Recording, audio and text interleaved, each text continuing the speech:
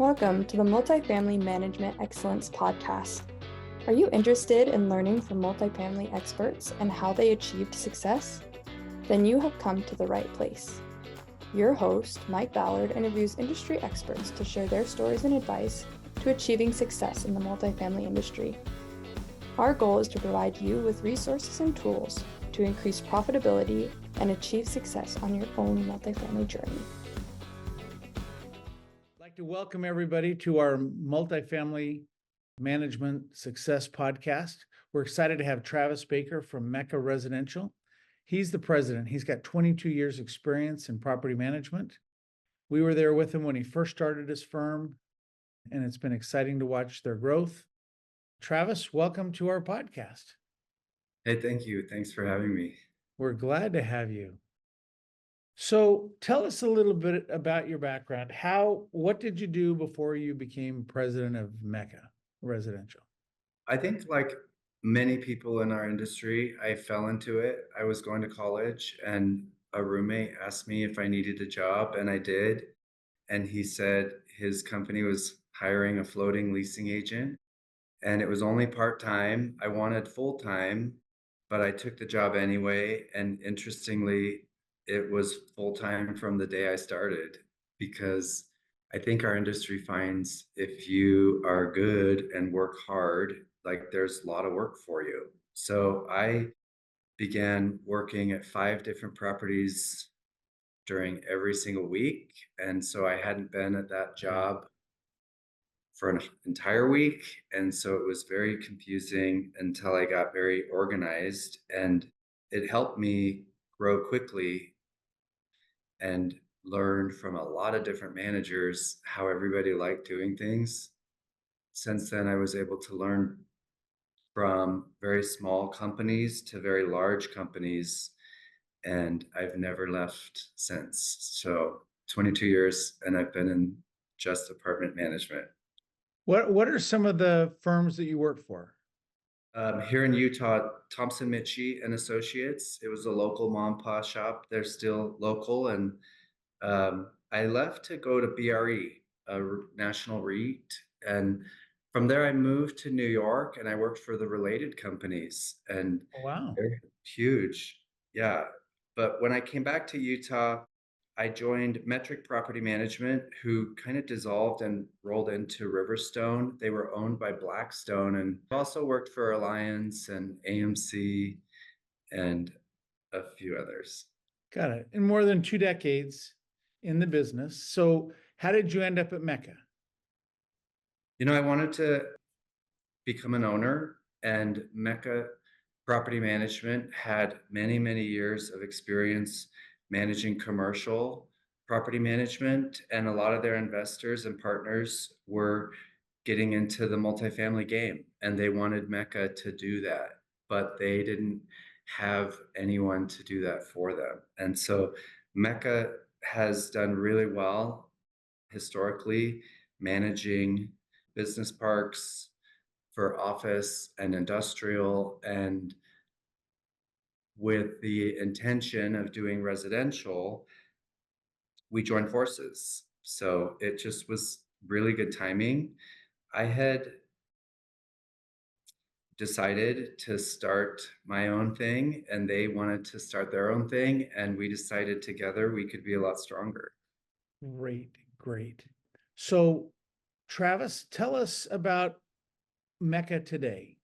What types of properties does it manage? What are your goals? That type of thing. How many units, how many properties, what markets? Yeah, it's interesting. We have properties from St. George up to Idaho Falls, and we have a lot of lease up properties.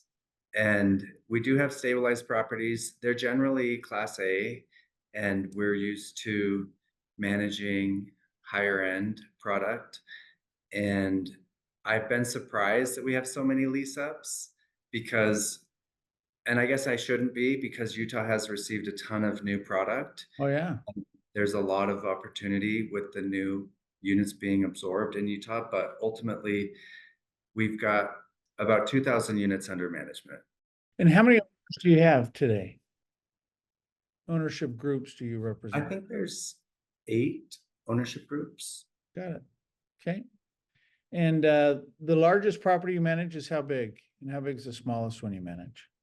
The biggest is 260 and the smallest is 30. That's right. That's right. Okay. So what's been the hardest part of building the business so far? Man, when we started, which is now almost 2.5 years ago, we didn't have one apartment under management. And so coming into work was nuts. Yeah. Without an apartment to manage, I kind of felt like a cowboy without my horse. Like I That's didn't know what the purpose was, and I knew there was a lot to do. And it was interesting. The timing, what's interesting, there was a lot of time to build a lot of this before, but even once we started going and hired our first slew of 16 employees, a lot of them I feel like were thinking, what were you doing the whole time? There's a lot of detail that you have to put together, and there's purpose for it all. But without the phone ringing, it felt very discouraging. And so, yeah, the hardest part was just keep on keeping on. Yeah, you had to create this from scratch. And we work with some clients that try to do that, and it's very hard. And few have your success to get over 2,000 units in 2.5 years, you said? Right. Right. So what suggestions would you give to people, working in property management that want to start their own firm like you did, want to go from working for the man to, being an owner of a company and growing it? What pieces of advice would you give to some folks? I took a lot of courses that were offered through organizations like IREM. And the first classes were you need your vendor support through your legal team and like accounting, and the devil really is in the details, and maybe the details is in the paperwork and the forms and the formats. And that is so true when it comes to accounting and when it comes to lease paperwork and format policies. And um, I would say marketing and training, like it doesn't stop. And also know what comes from a team. And it's never, my success has never been from my efforts as much as my team's efforts. So having a good people around you. Great. Awesome. Okay. So talk about, what role did Ascent play in helping you grow your business? Let's talk about that if you don't mind. Yeah, Sun's been incredible because when we had nothing, our first portfolio, our first takeover, we took on 660 apartments at once. And it was very helpful to take on a lot at once without having to go out and hire an entire like accounting team. I mean, we did in the view of hiring Ascent, but we didn't have to decide, are we going to get one accountant or two? Are we going to get one controller or none?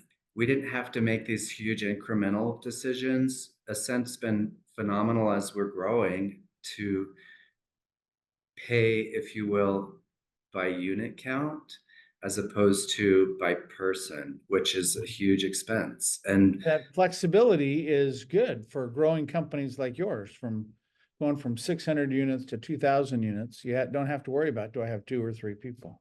Got it. and as we only had 660 from the beginning, and even before that, we still had access to a controller or an AP team, or even you, right?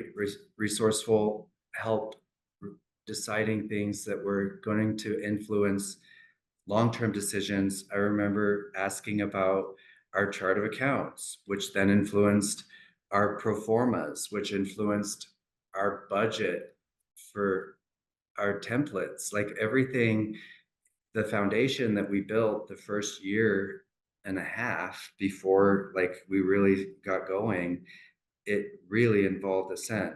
So Ascent's been in it the whole time. Got it. I mean, there were some calls where you had multiple people from our group several of which had more than 20 years experience that you could say, how would you do this, right? Yeah, and even today, like the people that help import our budgets versus the people that help request funding reserves from HUD, they're different. They're different capability sets that we require and need, and that they're why we are capable of doing our job so well that other companies have not been, and it's why we got the job. It's been awesome. Great. Awesome. You've talked to me in the past about your company core values and how that's kind of part of the secret of your success. Can you share a little more about what your core values are and why they're important to the organization? Yeah, thank you. I think they're very current. So as a team, we worked, that was part of the exercise of what we believe in, what are we focused on, what is important to us. And one of the first core values is fail fast. We want to learn from our mistakes. We want an environment that is okay to make mistakes. People know that we can learn and we're not failing always. We're not okay to fail, but we can grow and change and be nimble. But a favorite core value of mine is a quote from Post Malone, which is Wow. "I'm just myself." That's the best way to put it. I'm Which is just celebrating genuine individuality, and it's the respect and trust in each other's unique ability. I think everyone knows these days that diversity is what makes us stronger, and that's in any organization. But we really believe that. And I think our name says that. It's a unique name to me, represents kind of one united heart, which is what we would like to build at every one of our communities. We think that with a happy resident base, that could create a successful partnership with our owners as well as, our vendors. great. Awesome. Okay. So as far as books, I ask a lot of our podcast guests, what book are you reading recently, or what is one of those seminal books that has influenced your career? What book recommendation would you give to our listeners? It's funny, graduation just happened, and I always give graduates The Places You'll Go by Oh, Dr. that's a Seuss. great book. Dr. Seuss. But I give that to them because I don't know if you knew this, he wrote that the last year of his life. I And didn't. I think he was 87. And I say that because if you consider everything he did in his life, and then that literary piece of art, I think, was so impactful. Um, like he did that at the end, the very end. But my favorite book is also another book that is kind of a child's book. It's called The Boy, the Mole, the Fox, and the Horse. Have you ever heard of that book? I haven't. Tell me more. Um, it's it's an artist's book written by a man in England. I think his name is Charlie Mackey, and he is he's illustrated the whole thing, and he he illustrates it in ink. Anyway, it's a journey book about friends and how hard life is and how they get through it together. Oh, But good. I give that book away to so many people. I have to keep a list to make sure I don't give it to the same people more than once. Okay, got it. But it's a book that's, if you've ever read it, you will give it away too. It's really, Oh, really good. Well, I'm going to order it and would like to invite our listeners too. If that's a book that you'd want, to the first 5 folks that ask us, we'll send you the book for free. So, uh, great. And when you were young, what was something that has influenced your life? Um, was there something that caused you to pivot as a person to be the person you are today? My parents were divorced when I was 8, And I think that we moved after that time, and I felt I had friends that lived on the East Bench and I didn't. And I loved my friends. I've always had a lot of friends, and I just didn't feel maybe not as a part of, but that helped me recognize um, maybe not a balance, but an imbalance. And I feel like our history has helped maybe keep in mind where we're at. Um, I don't know. It helps me stay connected with humanity, and um, I I just know I really appreciate where I've been, where I'm at, where I'm going. For some reason, I I feel like I connect with people no matter where they're at. Great. That's awesome. Thank you very much. We appreciate your time this morning. And, it's been great having you here. Again, congratulations on your success. I talk with people every month that are working at a bigger management company and want to start their own gig. And it's hard. And I think you're a great example of how to create, in 2.5 years, you've created a business that's sustainable, that has a good client base, and you're doing awesome. So thank you again for being on our podcast. I want to thank all our viewers for being here as well. Take care, everybody. Thank you.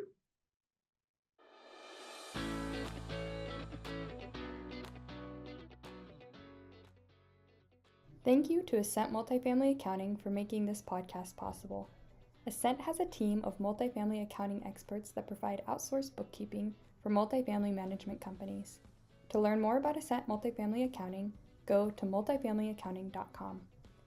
We hope you have enjoyed listening to the Multifamily Excellence Podcast. If you want to hear more from multifamily experts like this, you can find our podcast on Apple Podcasts and YouTube.